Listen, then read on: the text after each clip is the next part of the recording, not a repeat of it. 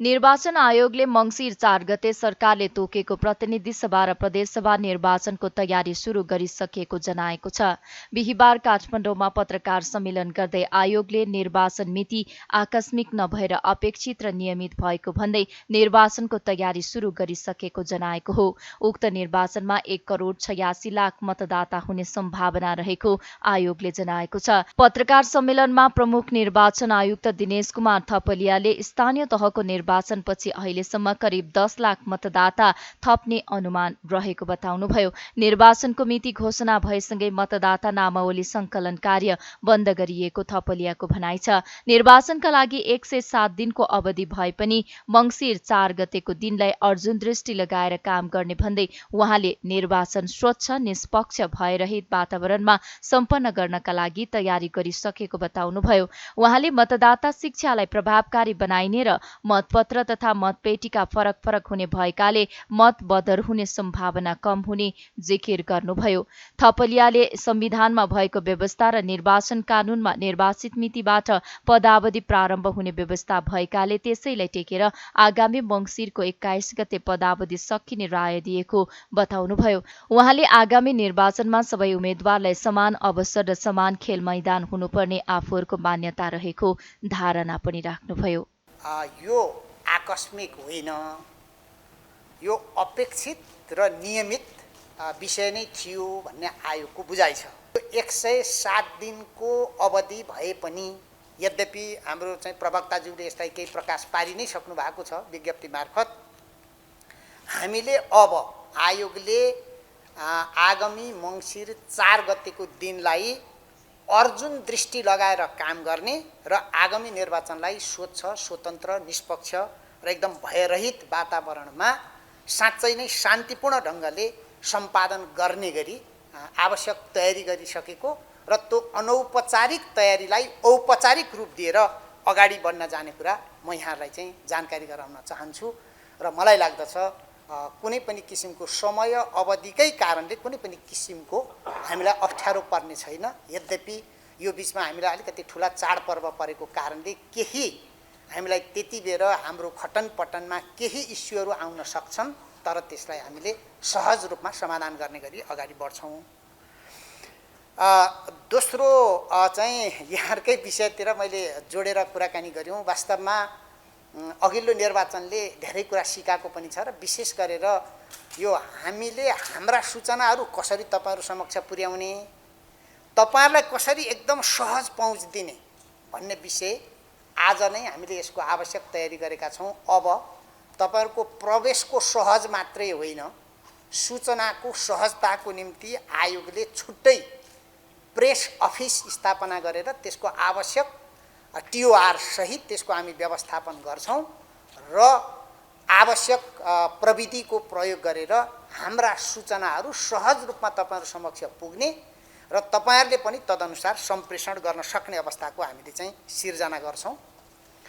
तेस्रो र महत्त्वपूर्ण विषय यहाँले चाहिँ उठाउनु भएको छ, यो कार्यकालको विषय। मैले यसमा के मात्रै भनौं भने प्रतिनिधि सभा र प्रदेश सभाको कार्यकालको व्याख्या वास्तवमा आयोगले गर्ने होइन। आयोगले आफ्नो सिफारिस पेश गर्दा संविधानमा भएको व्यवस्था र निर्वाचन सम्बन्धी कानुनमा भएको व्यवस्था अनुसार निर्वाचित मितिबाट यो चाहिँ पदावधि प्रारम्भ हुन्छ भन्ने व्यवस्था भएकोले त्यसैलाई टेकेर आउँदो मङ्सिरको 21 गते पदावधि समाप्त हुन्छ भन्ने कुरा हामीले लिखित रूपमै पेश गरेका थियौं। आयोगले 5 पेजको जुन डकुमेन्ट परामर्शको रूपमा पेश गरिएको छ, आयोग के ठान्दछ भने नेपाल सरकारले त्यो दस्तावेजलाई स्वीकार गरेको छ भन्ने ठान्दछ। आज त्यसकै बेसिसमा यो तोकिएको हुनाले त्यसकारण यसलाई अन्तर्राष्ट्रिय मूल्य मान्यता, संसदीय परम्परा, हाम्रो संविधान र कानुनी व्यवस्थाकै पृष्ठभूमिमा हेरिनुपर्ने हुन्छ। जहाँसम्म आयोगको धारणाको कुरा छ, आयोगले निर्वाचनमा इक्वल प्लेइङ फिल्डको सिद्धान्त अर्थात् सबै उम्मेदवारहरूप्रति समान अवसर र समान खेल मैदानको सिद्धान्तलाई हामीले अवलम्बन गर्छौं। त्यसकारण प्रतिनिधि सभा र प्रदेश सभा सदस्यको पदमा उम्मेदवारी दिएपछि यो हामीले केही दिनपछि तपाईँलाई तोक्छौँ नै। अहिले यसो अनुमान मात्रै लगाएर हेर्दा दसैँको लगत्तै पछि उम्मेदवारी दिने गरी हामीले आवश्यक कार्यतालिका बनाउनु पर्ने जस्तो देखिएको छ। मैले मिति नै चाहिँ अब पछि हामी चाहिँ कार्यक्रमबाट यहाँलाई भन्ने छौँ। त्यसकारण उम्मेदवारी दिनुभन्दा अघिल्लो दिन अर्थात् उम्मेदवारी दिएपछि निजहरूको पद चाहिँ स्वतः सकिएको मानिनु पर्दछ भन्ने आयोगको स्पष्ट धारणा छ र यसलाई कानुन सम्मत ढङ्गले कहीँ न कहीँ व्याख्या गरेर यसलाई चाहिँ हामी अगाडि बढाउँछौँ। मैले यति यो विषयमा तपाईँलाई चाहिँ स्पष्ट गर्न चाहन्छु। अब यसमा छुट्टा छुट्टै मतपत्र छुट्टा छुट्टै मतपेटिकाको व्यवस्था गरिएको हुनाले मलाई लाग्छ धेरै मत बदर हुने स्थिति सिर्जना हुने छैन। यद्यपि यो मतदाता शिक्षालाई हामीले अगाडि बढाउँछौँ। मतदान स्थलहरू हामीले छिटै नै पुनरावलोकन गरेर त्यसको नतिजा प्रकाशित गर्ने नै छौँ। सम्भवतः आइतबारदेखि यो चाहिँ राजनीतिक दलहरू दर्ताको प्रक्रिया प्रारम्भ हुन्छ र आउँदो हप्ता नै समानुपातिक तर्फको निर्वाचन अधिकृतको कार्यालय स्थापना भएर हामी प्रक्रिया प्रारम्भ गर्छौँ। बन्द सूची नटुङ्ग्याइकन अर्को उम्मेदवारीको प्रक्रिया अगाडि लान कठिन हुने भएको हुनाले त्यसलाई हामीले छिटै सक्नुपर्ने अवस्था चाहिँ सिर्जना हुन्छ र यो प्रक्रिया अगाडि बढ्छ। तथ्याङ्क अनुसार र अद्यावधि गर्दा अघिल्लो निर्वाचनमा हाम्रो 1,77,00,000 मतदाता हुनुहुन्थ्यो। यो सङ्ख्या 1,85,00,000 देखि 86,00,000 हुने अहिलेको प्रारम्भिक अनुमान छ। यद्यपि यो छिटै नै त्यो सङ्ख्या आइहाल्छ। करिब 10 लाख मतदाता बढ्ने अहिलेको आकलन छ। प्रमुख निर्वाचन आयुक्त थपलियाले सहज सूचनाको पहुँचका लागि आयोगमा प्रेस केन्द्र स्थापना गरिने जानकारी दिनुभयो। यसअघि बिहिबार बसेको मन्त्री परिषदको बैठकले मङ्सिर 4 गते प्रतिनिधि र प्रदेशसभाको निर्वाचन एकै चरणमा गर्ने निर्णय गरेको थियो।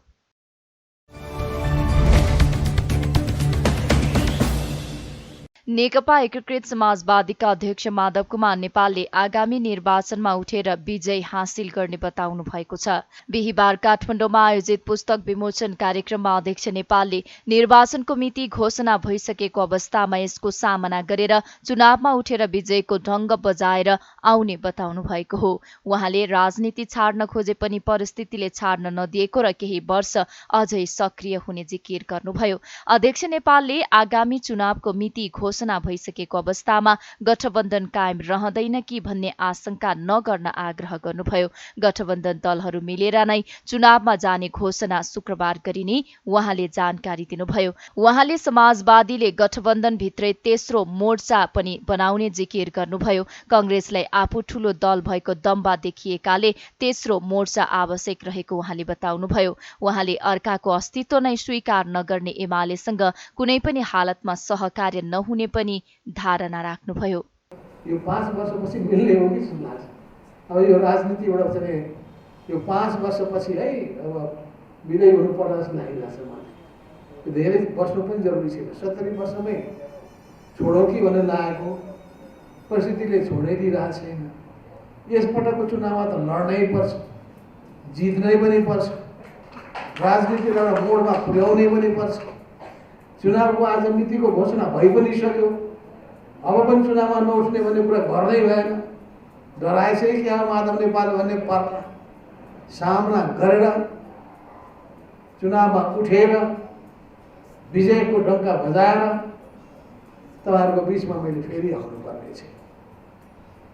अवश्य पनि त्यस्ता तत्त्वहरू होलान् जसले घृणा पैदा गरिरहेका हुन्, नकारात्मक प्रचारहरू गरिरहेका हुन्। त्यस्ताहरू हुन्छन् किनभने कसैको कामै भनेको निषेधको राजनीति गर्ने हुन्छ, कसैको कामै भनेको काँडा बिझाउने कुरा मात्रै गर्ने हुन्छ। संसारमा रामपूर्वक चिज देख्दै नदेख्ने, संसारलाई कुरूप मात्रै देख्ने त्यस्ता पनि हुन्छन् होला। हामीले कुरूपै कुरूप हेर्ने र रूपै रूप हेर्ने यो एकल काँटे सोचबाट मुक्त हुनुपर्छ। चुनाव अब आयो, आजै मिति घोषणा भयो। उहाँहरूको त्यो टेलिभिजन उहाँहरू पत्रकार किन बस्नु छ थाहा छ। यो किताबको निम्ति कम चुनावको कुरा आउला गठबन्धन कायम रहन्छ कि रहँदैन भन्ने उहाँहरूको वार्ता त्यसैमा ध्यान छ। म बुझ्दछु नि मनोविज्ञान अनि उहाँले हेरेर अनि त्यसो भएको हुनाले गठबन्धन कायम रहन्छ र पहिलो समाचार बनाइदिए हुन्छ। र हामी भोलि गठबन्धन रहन्छ भनेर घोषणा गर्न गइरहेको छ। त्यो पनि बनाइदियो हुन्छ। गठबन्धन दलहरू मिलेर नै चुनावमा जानेछ। तर सँगसँगै म भन्छु है, नेपाल कम्युनिस्ट पार्टी एकीकृत समाजवादीका साथीहरूले हामी अब अर्को मोर्चा पनि बनाउन गइरहेका छौँ। थर्ड पोल जसलाई भन्छ, तेस्रो शक्ति। र तेस्रो शक्तिमा चाहिँ हामी चाहनेछौँ कि हाम्रो पार्टी नेपाल कम्युनिस्ट पार्टी एकीकृत समाजवादी, त्यसपछि नेकपा माओवादी केन्द्र, अनि जनता समाजवादी पार्टी, राष्ट्रिय जनमोर्चा, यी चारवटाहरूले पनि एउटा एक ठाउँमा गोलबन्द हुनु जरुरी छ। किनभने नेपाली कङ्ग्रेसलाई पनि के परेको हुनसक्दछ भन्दाखेरि होइन हामी नै सबै थोक हौँ भन्ने पनि परेको हुनसक्दछ। अनि यतातिर त एउटाले त परेकै छ, मै हुँ सबै सर्वे सर्वा भन्ने। यो सर्वे सर्वा मै हुँ भन्ने कुराले बिगारेको छ। चाहिँ हामी पनि केही हौँ भन्नुपर्ने समय आएको छ। यस्तो अवस्थामा अर्को चुनावी मोर्चा बनाउनु पर्ने, अझै वामहरू शक्तिहरू मिलेर जानुपर्ने। अब स्वाभाविक रूपमा को वाम शक्ति मिल्ने, एकले अर्कालाई अस्तित्व नै स्वीकार नगर्नेसँग पनि केही एकता हुन्छ। जसले अर्काको अस्तित्व नै स्वीकार गर्दैन, तपाईँले समाचार बनाइदिएर थोरै हुन्छ फलाना फलाना पार्टी मिल्छ। जसले एकअर्काको अस्तित्व स्वीकार गर्दैन, के अर्थ भयो? त्यहाँ जुन बाटो जुन गाउँ जानै छैन, त्यो गाउँको बाटै नसोध्नु भने यतिकै भनिएको होइन। त्यसो हुनाले हाम्रो जुन हो अब अगाडि बढ्ने कुराको सन्दर्भमा विचार मिल्नेहरू, धारणा मिल्नेहरू, भावना मिल्नेहरू, मन मिल्नेहरू मिलेर अगाडि बढ्ने। कार्यक्रममा अध्यक्ष नेपालले डाक्टर ढाकाराम सापकोटाद्वारा लिखित पुस्तक नेकपा एमाले र माओवादी केन्द्रको एकतादेखि विभाजनसम्म विमोचन गर्नुभएको थियो।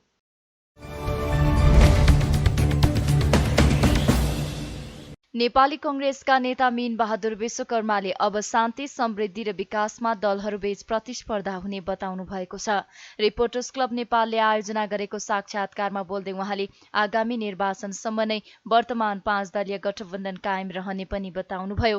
विश्वकर्माले अहिलेको 5 दलीय गठबन्धन राष्ट्रिय राजनीतिको आवश्यकता भएको उल्लेख गर्नुभयो। कंग्रेसले स्थानीय तहको निर्वाचनमा 2074 को भन्दा राम्रो नतिजा र परिणाम ल्याएको भए पनि आफू अझै सन्तुष्ट नरहेको उहाँको भनाइ छ। उहाँले प्रधानमन्त्री देउवाले कार्यव्यस्तताको कारण अमेरिकाको भ्रमण नगरेको स्पष्ट पार्नुभयो। बाहिर असन्तुष्टि पोखेन भने दलहरूको आफ्नो संगठन मजबुत हुँदैन, भित्र असन्तुष्टि पोख्यो भने गठबन्धन रहँदैन। यति बाध्यता सबै दलको छ।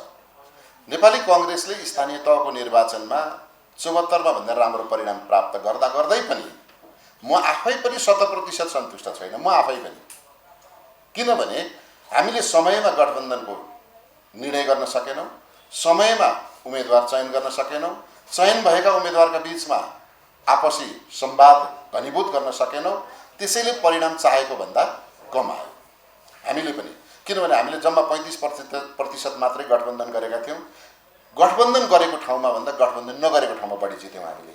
त्यसैले हाम्रो बीचमा पनि कांग्रेसभित्र पनि एउटा गठबन्धन आवश्यक होइन कि भन्ने तर्क चलिरहेछ। तर कांग्रेस पार्टीको दृष्टिकोण र कांग्रेस पार्टीको आवश्यकताले मात्रै मुलुक चलाउने भन्ने होइन। हाम्रो निर्वाचन प्रणालीले कता कता गठबन्धन माग गर्छ। गठबन्धन भएन भने बहुमत आउँदैन। मात्रै त्यसलाई प्री इलेक्सन गठबन्धन गर्ने हो कि पोस्ट इलेक्सन गठबन्धन गर्नेमा हामी के भन्यौ भने प्री इलेक्सन गठबन्धन गरेर जाउँ। त्यसो गर्दाखेरि निर्वाचनमा पनि हामी सँगसँगै सरकार बनाउँदा पनि सँगसँगै हुन्छौँ र जनतालाई एक गठबन्धन छ, अब यसले बहुमत ल्याउँछ भन्ने विश्वासका साथ जनताले निर्णय गर्न पनि सजिलो हुन्छ भन्ने हो। जहाँसम्म चाहिँ कांग्रेसको सिट संख्याले अप्ठ्यारो पार्छ कि भन्ने साथीको भनाइ छ, त्यसमा चाहिँ 165 ठाउँमै 330 ठाउँमा हाम्रो मात्रै पार्टीले उम्मेदवारी दिँदा त कति ठाउँमा हामीले बागी रोक्न छेक्न सकेका थिएनौँ। अब आएर गठबन्धन गरेपछि त सिट संख्या धेरै घट्छ। त्यो घटेको ठाउँमा कसरी व्यवस्थापन गर्ने भन्ने बारेमा हाम्रो पार्टीभित्रका शीर्षस्थ नेताहरू, पदाधिकारी साथीहरू, पार्टी वृत्तमा विभिन्न समूह उपसमूहमा छलफल हुँदैछ। हामीले मुख्य राष्ट्रिय राजनीतिक उद्देश्य प्राप्तिका लागि दलको आन्तरिक व्यवस्थापनमा हामी बडा कठोर भएर साथीहरूलाई सम्झाउँछौँ, व्यवस्थापन गर्छौँ। त्यस्तै एमालेका सचिव टोप बहादुर राईमाझीले राजनीतिक दल र नेताहरूप्रति जनताको वितृष्णा रहेको भन्दै यसबारेमा समीक्षा हुनुपर्ने बताउनुभयो। निर्वाचनमा कसले जित्छ भनेर अहिले अड्कलबाजी गर्ने बेला नभएको उहाँको टिप्पणी थियो। नेता राईमाझीले आफूहरूको लक्ष्य र कार्यदिशा भनेको नै समाजवादमा पुग्ने रहेको जिकिर गर्नुभयो। स्वस्थ राजनीतिक प्रतिस्पर्धाको माध्यमबाट, लोकतान्त्रिक अभ्यासबाट आफ्ना एजेन्डाहरूलाई बोकेर विकास र समृद्धिको माध्यमबाट समाजवादमा जाने त्यो लक्ष्यलाई बोकेर कसरी त्यो प्राप्त गर्न सकिन्छ, त्यो पनि सामाजिक न्याय र सुशासन सहितको त्यो समृद्धि प्राप्त गर्नुको लागि आफ्ना आफ्ना एजेन्डा बोकेर घोषणापत्र लिएर हामी चुनावमा जानुपर्ने आवश्यकता छ। जनताले कुन पार्टीलाई, कुन एजेन्डालाई, कुन विचारलाई मन पराउँछन् त्यो जनताको स्वतन्त्रताको कुरा हो। आज फेरि चाहिँ यो 5 दलीय गठबन्धन, 6 दलीय गठबन्धन अथवा यो बाबु गठबन्धनहरू जो बनाएर जो हामीले खिचडी पकाउन खोजिरहेका छौँ, यसले विकास र समृद्धि त लाँदैन, यसले देशलाई विनाशतिर लान्छ। छोटो समयमा यो जुन अभ्यास हामीले देख्यौँ यो पछिल्लो चरणमा 1-8 वर्षमा, त्यो अभ्यासले देशलाई राजनीतिक रूपमा, आर्थिक रूपमा, सामाजिक रूपमा, सांस्कृतिक रूपमा, सामाजिक न्याय र सुशासनको क्षेत्रमा ध्वस्त हुँदै गइरहेको छ। राजनीतिक पार्टी मात्रै होइन, त्यो गठबन्धन मात्रै होइन, राजनीतिक पार्टीप्रति वितृष्णा पैदा हुँदै गइरहेको छ, जनतामा अविश्वास पैदा हुँदै गइरहेको छ। यो विकास र समृद्धिको यो महान अभियानलाई, लक्ष्यलाई हामीले पुरा गर्न सक्दैनौँ। देश अग्रगतितिर होइन कि अधोगतितिर अगाडि बढिरहेको छ। सबै तथ्यहरूले त्यो कुरा पुष्टि गर्दछ। नेता राईमाझीले अहिले राष्ट्रियतामाथि सबैभन्दा ठूलो संकट आएको पनि टिप्पणी गर्नुभयो। आगामी मङ्सिर 4 गते हुने संघ र प्रदेशको निर्वाचनमा दलहरू आआफ्नो एजेन्डा लिएर जनताको बीचमा जानुपर्नेमा उहाँले जोड दिनुभयो।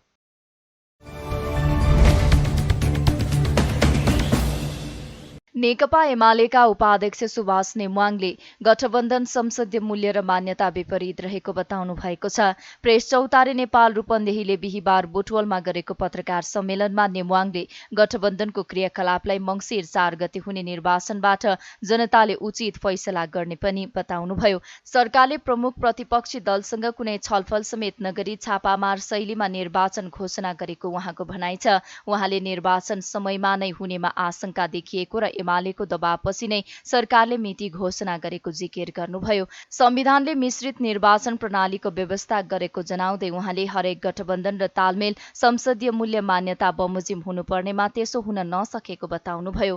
उहाँले निर्वाचनमा आफ्ना एजेन्डा लिएर जनताका बीचमा जान एमालेले तयारी गरेको र आउने निर्वाचनमा जनताको आशीर्वाद रहनेमा विश्वास व्यक्त गर्नुभयो। यो निर्वाचनको यति कुरा चाहिँ मैले अब निर्वाचन घोषणा भएको छ। जनताले यी व्यवहारहरू समेत सबै कुराहरूलाई ध्यानमा राखेर जनताले फैसला गर्नेछ। हाम्रो पार्टीको यो विश्वास छ। वास्तवमा सम्पूर्ण वैधता बोकेर हामीले जनताको बिचमा उपस्थित हुनेछ। यो समेतको आधारमा जनताले दुधको दुध पानीको पानी गर्दछ। अब हामी निर्वाचनको सङ्घातमा उभिन पुगेका छौँ। निर्वाचनमा हामीले उत्साहपूर्वक सहभागी हुनु, हाम्रा विगतका पृष्ठभूमिहरूलाई कतिपय पिता पक्षहरूलाई ध्यानमा राखेर निर्वाचनलाई स्वतन्त्र र निष्पक्ष भयरहित बनाउनु। हामी सबै आफ्नो ठाउँबाट लाग्नेछौँ, हाम्रो पार्टी लाग्नेछ। हामी त यसै सम्बन्धमा तयारी गरिरहेका छौँ र त्यही क्रममा अहिले तपाईँहरूको बिचमा उभिएको छ। हामीले देशभरि प्रशिक्षण कार्यक्रमहरू सञ्चालन गरिरहेका छौँ। विगतको निर्वाचनको बारेमा छलफल गरिरहेका छौँ। आउने निर्वाचनको बारेमा छलफल गरिरहेका छौँ। यो अवस्थामा आज निर्वाचनको घोषणा भएकोमा हामी त खुसी नै छौँ। यो हाम्रो माग हो, हाम्रो दबाब पनि हो। हामीलाई शङ्का थियो घोषणा नहुँदासम्म पनि त्यो गठबन्धन र तालमेल संसदीय मूल्य र मान्यता बन्ने हुनुपर्छ कि पर्दैन? प्रश्न भनेको त्यो गठबन्धन संसदीय मूल्य र मान्यता बमोजिम, संविधान बमोजिम, कानुन बमोजिम, संसदीय प्रणालीको मूल्य र मान्यता बमोजिम हुनुपर्छ, जुन अहिले भएको छैन। अहिलेको गठबन्धन त्यो मूल्य र मान्यतामा आधारित छैन। त्यसमा धेरै लामो चर्चा हुन्छ, म त्यसतर्फ अहिले जान चाहन्न। यति मात्रै हो, जुन बेलामा हाम्रो विरुद्धमा गठबन्धन सुरु भयो, जुन बेलामा हाम्रो विरुद्धमा गठबन्धन सुरु हुँदै राष्ट्रपतिज्यूकोमा निवेदन दिइयो, अहिले पनि त्यो निवेदन पाइन्छ, निवेदन पल्टाएर हेर्नुहोस्। सर्वोच्च अदालतमा रिट निवेदन पर्यो, त्यो रिट निवेदन पल्टाएर हेर्नुहोस्। त्यसमा आफ्नै पार्टीको प्रधानमन्त्रीलाई सरकारबाट हटाउनको लागि हाम्रै आफ्नै पार्टीका साथीभाइहरू त्यहाँ निवेदनमा सकिन्छ। यो संसदीय मूल्य र मान्यता बमोजिम भयो। म धेरै यसमा चर्चामा जान चाहन्छु। त्यसैले मेरो के आग्रह छ भन्दा अहिलेको यो गठबन्धन, त्यसैले विनम्रतापूर्वक मैले शब्द प्रयोग गर्ने गरेको छु, यो गठबन्धन दूषित गठबन्धन, यो ठिक गठबन्धन, दूषित गठबन्धन देशमा हुनु हुँदैन। जो गठबन्धन गर्नुहोस्, राम्रो गठबन्धन गर्नुहोस्, राम्रो तालमेल गर्नुहोस्, संसदीय मूल्य र मान्यतामा आधारित भएर गर्नुहोस्, यो आग्रह हो। पार्टीले निर्वाचनको तयारीका क्रममा विभिन्न प्रदेशमा प्रशिक्षण चलाइरहेको बताउँदै उहाँले दृढ विश्वासका साथ जनताका बीचमा जाने तयारीमा रहेको उल्लेख गर्नुभयो।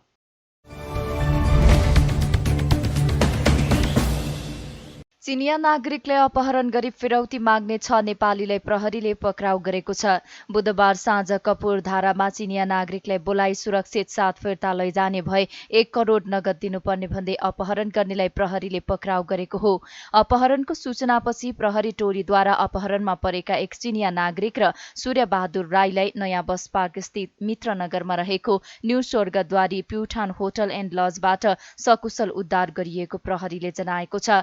पक्राउ परेका व्यक्तिहरूमा कर्णबहादुर गुरुङ, लक्ष्मण गुरुङ, रोहित मगर, विशाल मगर, विनोद केसी र शिव सुनार रहेको जिल्ला प्रहरी परिसर काठमाडौँका प्रहरी वरिष्ठ उपरीक्षक भरत बहादुर बोहराले जानकारी दिनुभयो। अपहरण तथा शरीर बन्धक सम्बन्धी कसुरमा संलग्न यो 6 जना व्यक्तिहरू पक्राउ परेका छ र यो चाहिँ मिति 2079 4 महिना 18 गते अन्दाजी 1900 बजेको समयमा काजी कामनपा 26 कपुरधारा स्थित सडकखण्डबाट जिल्ला ओखलढुङ्गा चिसङको गढी कापा 5 चिसापानी घर भई हाल वनस्थली बस्ने वर्ष 36 को सूर्यबहादुर राईलाई केही व्यक्तिहरूले तपाईसँग काम छ भनी बोलाइ जबरजस्ती गरी साथ लिई गई काजी कामनपा 2 लाजिमपाट स्थित खरेलटुलमा रहेको एउटा घरमा पुगी त्यहाँ रहेको चिनिया नागरिक याङलाई पनि केही काम छ भनी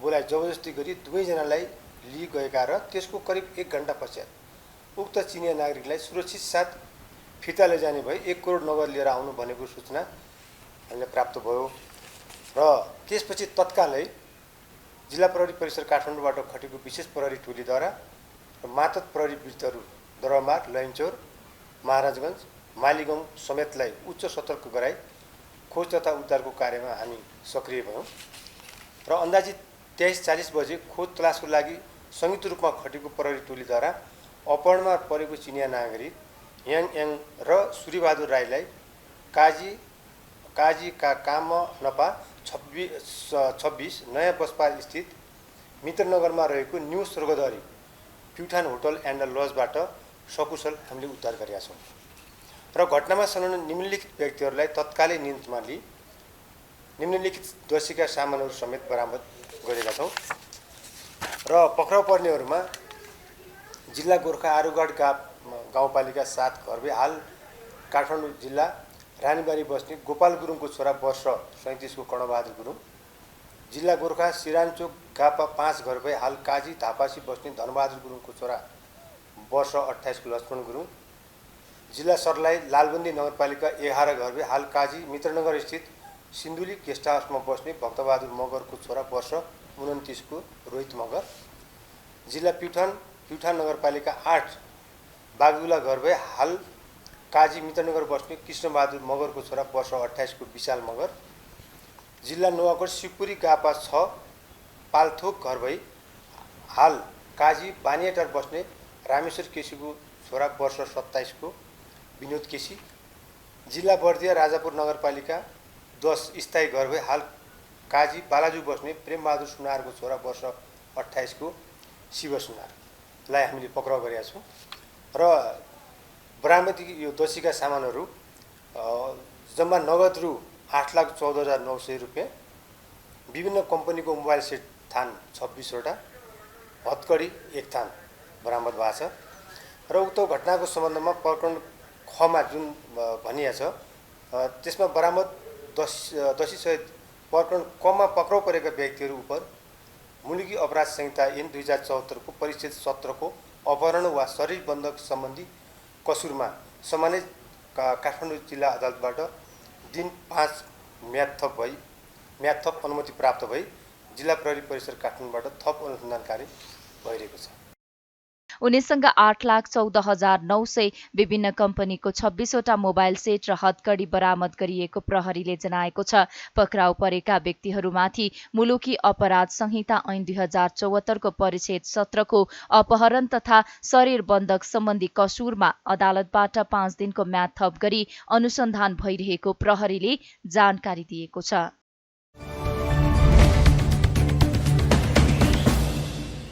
जिल्ला प्रहरी परिसर काठमाडौँले स्रोत नखुलिएको 49,50,50,000 सहित एकजनालाई पक्राउ गरेको छ।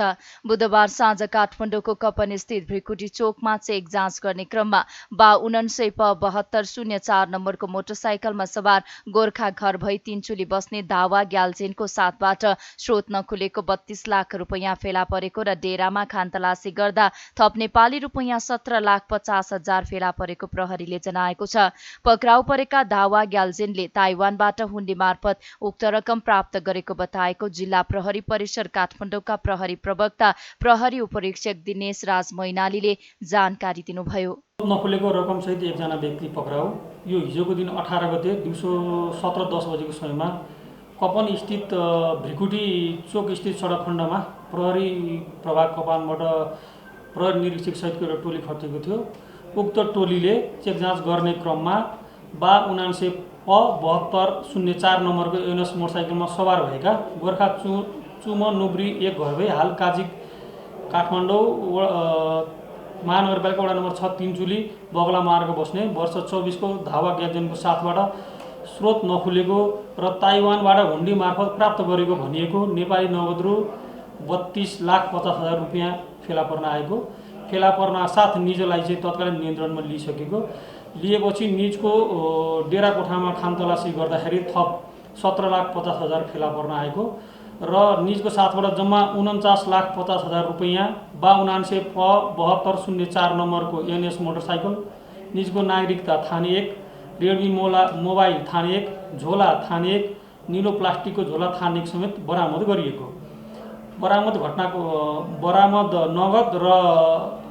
बरामद नगद सहित पक्राउ परेका निज दावा ग्याल्जेन उप कानुन बमोजिम इजाजत नलिई अवैध रूपमा आर्थिक कारोबार गरी बैंक तथा वित्तीय संस्था सम्बन्धी ऐन 2073 को देहाय खण्ड क बमोजिमको कसुरमा सम्मानित काठमाडौँ जिल्ला अदालतबाट आज दिन 5 को म्याद थप अनुमति प्राप्त भएको छ र निज उप जिल्ला प्रहरी परिसर काठमाडौँबाट थप अनुसन्धान भइरहेको छ। घटनाको थप अनुसन्धानका लागि काठमाडौँ जिल्ला अदालतबाट 5 दिनको म्याद थप अनुमति प्राप्त भएको मैनालीले बताउनुभयो।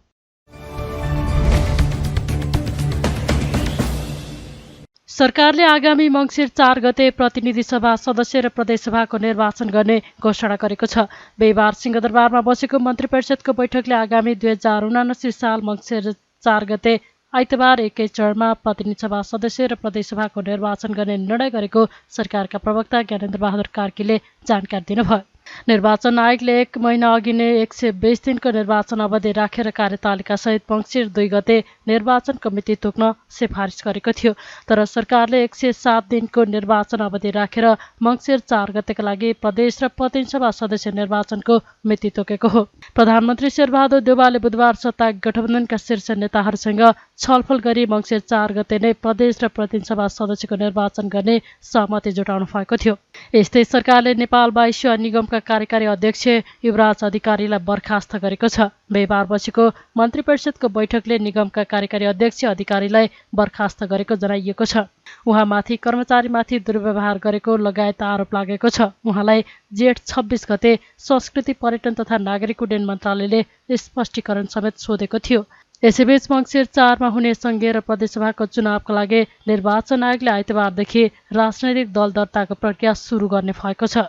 आयोगले चुनावका लागि आइतबारदेखि दल दर्ता प्रक्रिया सुरु गरिने जनाएको छ। त्यस्तै निर्वाचनको मिति घोषणा भएपछि शुक्रबारदेखि मतदाता नामावली सङ्कलन स्थगित हुने भएको छ।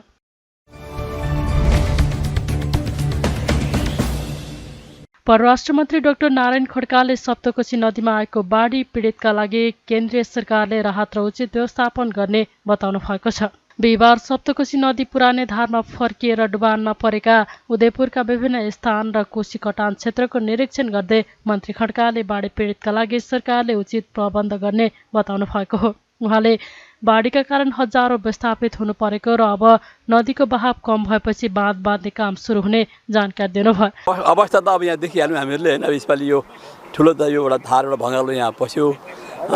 यसले धेरै हजारौँ अब हाम्रो आदरणीय दाजुभाइ दिदीबहिनीहरू विस्थापित हुनु परेको छ। अब यो मन लाग्छ अब यो अहिले तत्कालै अस्ति पनि म 15 दिन अगाडि आएको थिएँ यहाँ। जे जति गर्न सकिन्छ हामीले गर्ने भनेर भन्यौँ। अब अहिले आएर यो अलिकति यो नदी पस्यो। अब यसको तत्काल यो करेन्ट जुन चाहिँ यसले रोकथाम गर्नलाई चाहिँ त अब बाँधसाथ बाँध्ने काम अहिले अलिकति गाह्रो छ। तर यो घटेपछि अनि अहिले हाम्रो यहाँ सुरक्षा निकायको 3टै अङ्गका प्रमुखहरू त्यसै गरेर हाम्रो चाहिँ सिँचाइ सचिवजी आउनुभएको छ। भारतसँग तुरन्त आज भारतको बिहारको मन्त्री पनि आउने कुरा थियो यहाँ। भारत सरकारसँग पनि के पहल गर्ने त्यो पनि हामी हेर्छौँ। बिहार सरकारका मन्त्रीजी आउनुभएको छ अरे, उहाँसँग पनि संवाद गर्ने भन्ने कुरा छ। अब हेरौँ। तर पनि यसलाई हामीहरू चाहिँ नेपाल सरकारले पनि गर्छ। आज पनि मैले यहाँ हुँदाहुँदै पनि माथि काठमाडौँ फोन गरेर यसो आज हाम्रो क्याबिनेटमा यसलाई विशेष एउटा प्रस्तावको रूपमा राहतदेखि लिएर व्यवस्थापन जे जति गर्न सकिन्छ त्यो सबै गरिदिनुको लागि भनेर पनि मैले अनुरोध गरेको छु। अब आज ती सब व्यवस्थापन हुन्छन्। अब तर यो नदीको बहाव घटेपछि अनि यसको रोकथाम यसको बाँधहरू बनाउने कामहरू हुन्छ। जस्तो बाढी पीडितहरूलाई चाहिँ अहिले स्थायी रूपमा उद्धार गर्नको लागि के पहल होइन पहल भइरहेको छ। अहिले देखिहाल्नुभयो तपाईँले। अहिले हामीले विभिन्न विद्यालयमा लगेर राखेका छौँ। राहतको व्यवस्थापन भइरहेछ र अरू पनि रेस्क्यु गर्नुपर्यो। यो भोलि नदीको बहाव बढ्यो भने अझ बढी हामीले गर्नुपर्ने हुन्छ। त्यही भएर सबै सुरक्षा निकायका 3टै अङ्ग आर्मी, नेपाल प्रहरी, सशस्त्र प्रहरी लगायत सबै अब हाम्रो चाहिँ सुनचरी यहाँका सिडिओ साहबहरू अनुभव छ। सबैसँग बसेर हामी यसको अब रोकथामको र उहाँहरूलाई सुरक्षित तरिकाले जीवनयापन गर्नको लागि पनि त्यो पनि हामी हेर्छौँ। कोशीको कटानले उदयपुरको बेलका नगरपालिका र सुनसरीको बराह क्षेत्र नगरपालिकाको श्रीलङ्का टापु जलमग्न हुँदा 20,000 भन्दा बढी सर्वसाधारण विस्थापित भएका छन्। 34 वर्षपछि कोशीले आफ्नै पुरानो धार पक्रिएर यतिखेर उदयपुर जिल्लाको बेलका नगरपालिकाको वडा नम्बर 8 त्यसै गरी 3, 9, 2 का स्थानीयहरूलाई बाढी पीडित बनाएको छ। त्यसै गरी सुनसरी जिल्लाको बराह क्षेत्र नगरपालिकाको वडा नम्बर 6 र 9 का केही बस्तीहरूमा समेत डुबान हुन सक्ने स्थानीयहरूले बताएका छन्। डुबान क्षेत्रका स्थानीयहरूलाई नेपाल प्रहरी, सशस्त्र प्रहरी र नेपाली सेनाको टोलीले उद्धार गरिरहेको छ। बाढी प्रभावित क्षेत्रको नेपाल सरकारका परराष्ट्र मन्त्री डाक्टर नारायण खड्काले आज स्थलगत रूपमा अवलोकन गर्नुभएको छ। यद्यपि स्थानीयहरूले भने नेपाल सरकारले बेलैमा कोशीको कटानतर्फ चासो नदिँदा आज हजारौंको घरबार विहीन भएको गुनासो गरेका छन्। सरकार टेलिभिजनका लागि उदयपुरबाट अञ्जनी अधिकारीको रिपोर्ट। नेकपा एमालेका उपाध्यक्ष विष्णु पौडेलले आगामी निर्वाचनपछि एमाले अध्यक्ष केपी ओलीको नेतृत्वमा सरकार बन्ने दावी गर्नुभएको छ। बिहिबार ललितपुरमा आयोजित एमाले जिल्ला स्तरीय प्रशिक्षण भेलामा बोल्दै पौडेलले आगामी निर्वाचनमा देशभरि एमाले चुनाव जित्ने र ओलीको नेतृत्वमा सरकार बन्ने दावी गर्नुभएको हो। एमाले सबैभन्दा बलियो राष्ट्रिय शक्ति भएका कारण सबै दल मिलेर गठबन्धन बनाएको उहाँको भनाइ छ। पौडेलले एमाले भित्रको अन्तर्विरोधले हटाएर संगठनलाई बलियो बनाएर अघि बढ्नुपर्ने धारणा राख्नुभयो। आगामी निर्वाचनमा राज्य शक्तिको दुरुपयोग हुन सक्ने भन्दै उहाँले जनताको शक्तिको अगाडि राज्य शक्तिको दुरुपयोग बलियो हुन नसक्ने तर्क गर्नुभयो। मङ्सिर 4 गते निर्वाचनको मिति घोषणा भइसकेको अवस्थामा 3 महिनाको अवधिमा पार्टीको विचारलाई जनता माझ लानुपर्ने उहाँले बताउनुभयो। देशभरि एमालेले चुनाव जित्छ, एमालेको नेतृत्वमा सरकार बन्छ। परमादेशबाट सत्ताच्युत गरिएको हाम्रो अध्यक्षलाई केपी शर्मा ओलीलाई जनादेशबाट हामी प्रधानमन्त्रीमा पुनर्स्थापित गर्छौँ। यो नेकपा एमाले सबैभन्दा बलियो राष्ट्रिय शक्ति भएको हुनाले, यसलाई एक्लै परास्त गर्न नसकिने हुनाले, यसलाई एक्लै जित्न नसकिने हुनाले अहिले तपाईँहरूले देख्नुभएको छ, मैले अघि माथि चर्चा गरेका 5 प्रकारका प्रवृत्तिहरूमध्ये अनि बाँकी 3 प्रकारका प्रवृत्तिहरू एक ठाउँमा उभिएका छन्। नेपाली कङ्ग्रेस ले प्रतिनिधित्व गर्ने एउटा प्रवृत्ति, माओवादी र समाजवादीले प्रतिनिधित्व गर्ने अर्को प्रवृत्ति र चाहिँ मधेसवादी दलहरूले प्रतिनिधित्व गर्ने अर्को प्रवृत्ति। एमाले बलियो भएको हुनाले, यो शक्तिशाली भएको हुनाले यी 3टा प्रवृत्तिहरू एक ठाउँमा बसेर, एक ठाउँमा गोलबन्द भएर, एक ठाउँमा मोर्चाबन्दी गरेर एमालेका विरुद्धमा उभिने कोसिस गरेका छन्। यसरी नेपालको राजनीतिमा के भएको छ यति बेला भन्दाखेरि, एकातिर गठबन्धन, अर्कातिर एमाले, 3टा प्रवृत्ति मिलेर एउटा गठबन्धन छ। त्यो गठबन्धन एकातिर छ, एमाले अर्कोतिर छ। यो अहिलेको राष्ट्रिय राजनीतिको शक्ति सन्तुलनको यथार्थ हो भन्ने कुरा म बताउन चाहन्छु। हाम्रो शक्तिलाई, हाम्रो चाहिँ सङ्गठनलाई अरू व्यवस्थित बनाउने, अन्तर्विरोध समाधान गर्ने, कटुता वैमनस्यतालाई हटाउने, एकताबद्ध सुदृढ र सुगठित पार्टी निर्माण गर्ने, गतिशील पार्टी निर्माण गर्ने, पार्टीलाई प्रणालीमा सञ्चालन गर्ने, पार्टीलाई व्यवस्थित गर्ने, एउटा बलियो र व्यवस्थित विधिमा चलेको पार्टी, त्यस खालको पार्टी निर्माण गर्ने, पार्टीको जनाधारलाई विस्तार गर्ने, सम्पूर्ण ताकत लगाउँदा पनि अन्तको चुनाव सकिएको हुनाले सारा गठबन्धनका नेताहरूको ध्यान शक्ति त्यही केन्द्रित भएको थियो। ती सारा चिज लाग्दा पनि एमाले शानदार ढङ्गले करिब 2/3 बहुमतको चाहिँ के भनेदेखि मत, त्यो चाहिँ मतको हिसाबले पनि त्यसरी चाहिँ जितेको छ। त्यो शानदार ढङ्गले जित हासिल गरेको छ र यो खालको चाहिँ हामीले यो घटनाले के बताउँछ भने राज्य शक्तिको दुरुपयोग गर्ने कोसिस हुन्छ, धाँधलीका कोसिसहरू हुन्छन्, षड्यन्त्रका कोसिसहरू हुन्छन्। तर त्यो हामीले बुझ्ने कुरा के हो भने त्यो धाँधलीभन्दा, त्यो राज्य शक्तिको दुरुपयोगभन्दा जनताको सङ्गठित शक्ति धेरै बलियो हुन्छ। जनताको सङ्गठित शक्तिको सामनेमा राज्य शक्तिको दुरुपयोग कामयाब हुन सक्दैन। यसर्थ एमाले जनताको सुदृढ समर्थन र फराकिलो जनाधारका बलमा सबै प्रकारका दाउबेजहरूलाई, षड्यन्त्रहरूलाई चिर्दै हामी आउने निर्वाचनमा जित्न चाहन्छौँ, जित हासिल गर्न चाहन्छौँ। निर्वाचनको मिति घोषणा भइसक्यो। मैले यहाँ बोल्दै गर्दा कमरेडले मलाई जानकारी दिनुभयो कि निर्वाचनको मिति घोषणा भइसक्यो। मङ्सिर 4 गते निर्वाचन हुँदैछ। मङ्सिर 4 गते भनेको आइ नै सक्यो। भदौ, असोज, कार्तिक 3 महिना। यो त 19मा छौँ। अब यो हप्ता 10 दिन त हामीले बाँकी टाँकी काम गरेर आफूलाई सम्हाल्दै चाहिँ जुत्ता मोजा लगाउँदैमा हामी समय बितिसक्छ। कुद्नका निम्ति 3 महिना छ। यो अवधिमा हामीले कसरी काम गर्छौँ भन्ने प्रश्न छ। म कमरेडलाई के बताउन चाहन्छु भने अरू सबै कुरा प्रयास र परिणाम भन्ने 2टा चिज हुन्छ, 2टा पदावली। प्रयास नगरिकन परिणाम आउँदैन। तर तपाईँ प्रयास गर्नुहुन्छ तर परिणाम आउने प्रयास गर्नु भएन भनेदेखि त्यो प्रयासको कुनै अर्थ छैन। तपाईँ चुनावमा खट्नुहुन्छ तर जित सुनिश्चित हुने गरी खट्नु भएन भने त्यो खटाइको कुनै अर्थ छैन। त्यस कारणले म कमरेडलाई के भन्न चाहन्छु भने आउने निर्वाचनमा नेकपा एमाले सकेसम्म हामी बहुमत ल्याउन चाहन्छौँ। कदाचित बहुमत आएन भने पनि आउने निर्वाचनमा नेकपा एमाले संसदको सबैभन्दा ठुलो पार्टीका रूपमा निर्वाचित हुन चाहन्छ। हामी त्यसरी निर्वाचित हुन सक्छौँ। म यो सक्छौँ किन भनिरहेको छु भने हामीसँग 275 स्थानको लागि चुनाव हुने हो। 275 मध्ये 110 स्थान समानुपातिकमा हुन्छ। समानुपातिक निर्वाचनका लागि हरेक दलका आफ्ना आफ्ना स्ट्रेन्थको आधारमा उनीहरूले सिट प्राप्त गर्छन्। यो समानुपातिक निर्वाचनमा नेकपा एमाले सबभन्दा ठुलो पार्टी हुन्छ भन्ने कुरा अस्तिको स्थानीय तहको निर्वाचनले नै बताइसकेका छ। उहाँले एमालेलाई संसदको ठूलो पार्टी बनाउनका लागि तयारी गर्न कार्यकर्तालाई निर्देशन दिनुभयो।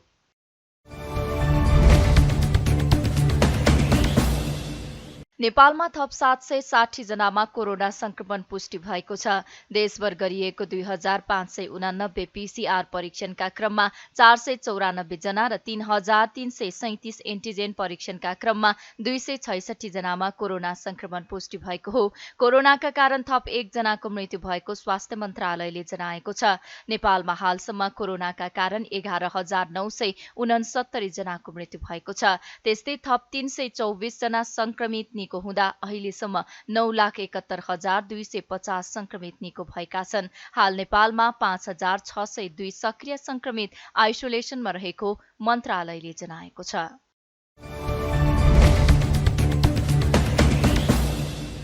नेकपा एमालेका सांसद डाक्टर भीम रावलले अमेरिकी स्टेट पार्टनरशिप प्रोग्राममा नेपाल सहभागी नहुने भनी सरकारले अमेरिकालाई पठाएको पत्र संसदीय समितिमा पेश गर्नुपर्ने बताउनु भएको छ।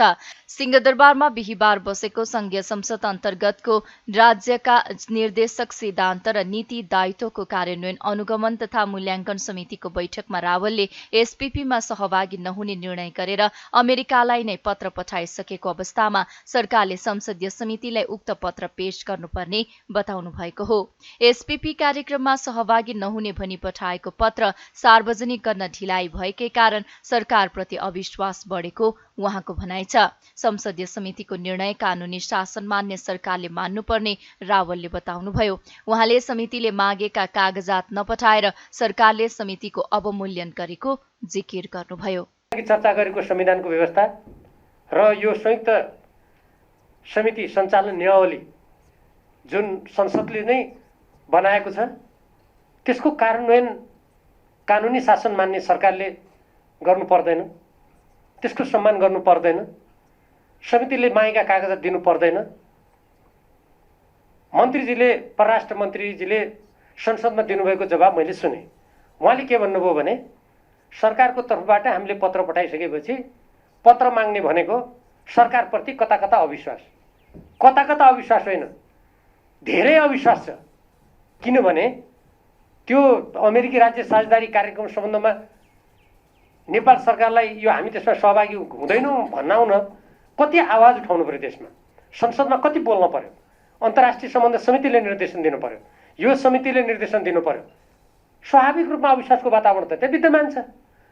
जब नेपाल सरकारको तर्फबाट परराष्ट्र मन्त्रालय वा परराष्ट्र मन्त्रीजीले स्पष्ट शब्दमा अघि मैले संविधानको जुन चर्चा गरेँ त्यसको सम्मान गरेर अमेरिकालाई पत्र पठाएको हो भने अनि त्यो पत्र संसदमा दिनलाई के कठिनाइ पर्यो? जहाँसम्म जिम्मेवारी बोधको कुरा छ, यहाँ बसेका हामी कोही पनि जनताबाट त्यो जिम्मेवारीका साथ यहाँ पुगेका छौँ। हामीले उहाँहरू जस्ता मन्त्रालय पनि चलाएका छौँ। त्योभन्दा संवेदनशील मन्त्रालयका निर्णयहरूमा हाम्रो पनि पहुँच थियो। अनि संसदका यति अधिकार सम्पन्न सांसदहरूलाई तपाईँहरूलाई पत्र दियो भने यो चाहिँ तपाईँहरूले के न गर्नुहुन्छ बिग्रिन्छ भन्ने जस्तो अभिव्यक्ति दिनु आपत्तिजनक छ। त्यस्तो भन्न मिल्दैन। यदि हामी कोही पनि संसदका सदस्यहरूले कहीँ पनि ती कुराहरूलाई हामीले गैर जिम्मेवार किसिमले दुरुपयोग गर्यौँ वा राष्ट्रको विहितमा ती कुराहरू दुरुपयोग हुन थाल्यो भने त्यति बेला त सम्बन्धित व्यक्ति जिम्मेवार हुन्छ नि। तर संसदलाई विश्वास आफै नगर्ने, आफै पत्र नदिने अनि भन्ने के भन्दाखेरि सरकारमाथि विश्वास नगरेको अनि उहाँहरूले संसदप्रति विश्वास गरेको खै त। बैठकमा अन्य सांसदहरूले समितिले दिएको निर्देशन सरकारले कार्यान्वयन गर्नुपर्ने बताएका थिए।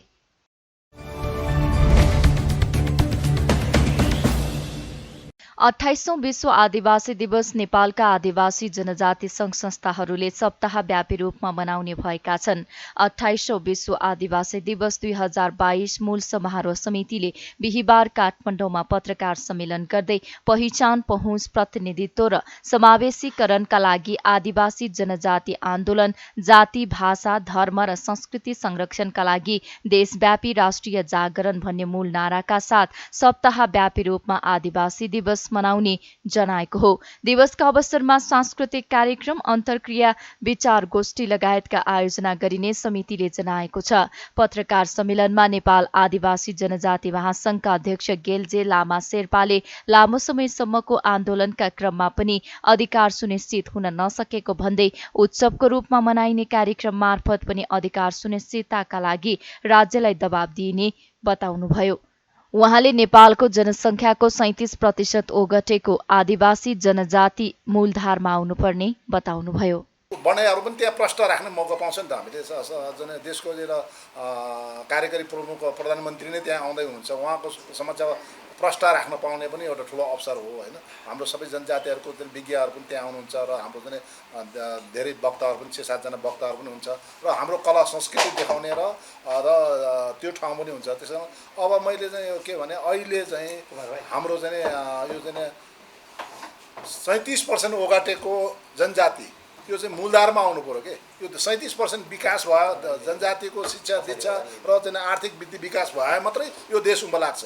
यो कुराहरू सबै चाहिँ उत्सवमा अथवा त्यहाँ त्यो कार्यक्रममा हामी राखेर राज्यसँग हाम्रो बनाइराख्ने र विगतमा हाम्रो विभिन्न आन्दोलनहरू गरेर आएको र हाम्रो चाहिँ संविधानमा लेखेको कार्यान्वयन नभएका कुराहरू पनि त्यहाँ गर्ने र अब संविधानमा लेख्नुपर्ने कुराहरू पनि हामी त्यहाँ गरेर उत्सव प्लस हाम्रो भनाइ पनि राख्ने र यो पहिचानसहितको चाहिँ अधिकार चाहियो भने पनि हामी चाहिँ एकदम अगाडि बढिरहेछौँ। अब यो पहिचानसहितको भन्नेमा चाहिँ तपाईँले पहिचानको कुरा लिएर चाहिँ हामी आदिवासी जनजातिहरू हौँ, अलिकति इमोसनल हुन्छौँ। किनभने हामी छिट्टै पनि खुसी हुन्छौँ, अलिक छिट्टै पनि रिसाउँछौँ। त्यसकारण यसैलाई चाहिँ माध्यम बनेर विगतमा चाहिँ विभिन्न ठुल्ठुलो जनआन्दोलनहरू भए, के अरे उसहरू भए, यसलाई चाहिँ क्यास गर्यो कि त्यो पार्टीले। जनजातिहरू नै हाम्रो चाहिँ विगतको चाहिँ युद्धहरू के अरे उसमा चाहिँ हाम्रो जनजातिहरू कति शहीद भइसके, कति चाहिँ घाइते छन् होइन। यो हाम्रो जनजातिको इमोसनललाई अरूले क्यास गरेर चाहिँ यो चाहिँ अगाडि बढ्यो।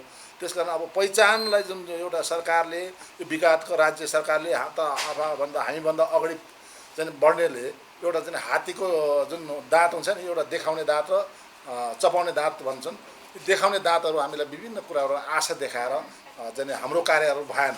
आशा मात्रै देखाउँ, वास्तविक भित्री चपाउने दाँत छुट्टै भएको हुनाले अब हाम्रो भनाइ के हो भने यो देशको 37% हो चाहिँ जनसङ्ख्या ओगटेको जनजाति, 37% जनसङ्ख्याको जनजातिहरू चाहिँ विगत चाहिँ 100औं वर्षदेखि पछाडिको। अहिले हामीलाई आरक्षण चाहियो, हामीलाई चाहिँ यो चाहिँ चाहियो भनेको छ नि। हामी सुरुदेखि चाहिँ बराबर भयो भने किन आरक्षण चाहियो? उनीहरूले 100औं वर्षदेखि हामीलाई पछाडिको ठाउँमा राखेको हुनाले अब अहिले आरक्षण चाहियो। तर यो देशको विकास हुनलाई नै यो 37% को विकास भयो भने हामी त्यसै देश विकास भइहाल्छ, त्यसपछि हामीलाई आरक्षण नै चाहिँदैन। दिवसका अवसरमा यस वर्ष मूल समारोहका रूपमा महासंघले साउन 24 गते नेपाल प्रज्ञा प्रतिष्ठान कमलादीमा कार्यक्रम गर्दैछ। महासंघका अनुसार उक्त कार्यक्रममा प्रधानमन्त्री शेरबहादुर देउवा प्रमुख अतिथिको रूपमा सहभागी हुने तय भएको छ।